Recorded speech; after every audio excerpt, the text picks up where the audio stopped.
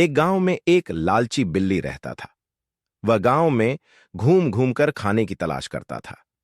वह इतना लालची था कि उसे जितना भी खाने के लिए मिलता था, उसे कम ही लगता था। गांव के दूसरे बिल्लियों के साथ पहले उसकी अच्छी दोस्ती थी, लेकिन उसकी इस आदत की वजह से सभी उससे दूर रहने लगे।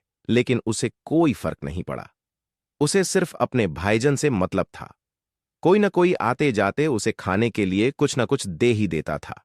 उसे जो खाने को मिलता, उसे वो अकेले ही चट कर जाता। एक दिन उसे कहीं से एक हड्डी मिल गई। हड्डी को देखकर उसकी खुशी का ठिकाना न रहा।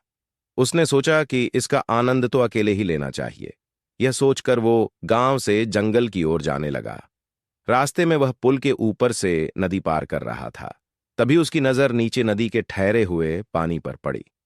उस समय उसकी आंखों में सिर्फ हड्डी का लालच था। उसे यह भी पता नहीं चला कि नदी के पानी में उसका ही चेहरा नजर आ रहा है। उसे लगा कि नीचे भी कोई बिल्ली है जिसके पास एक और हड्डी है। उसने सोचा कि क्यों ना उसकी भी हड्डी छीन लूं, तो मेरे पास दो हड्डियां हो जाएंगी। फिर मैं एक साथ दो हड्डियों के मजे से खा सकूंगा। ऐसा सोचकर वह जैसे ही पानी में कूदा, उसके मुंह से हड्डी सीधे नदी में जा गिरी।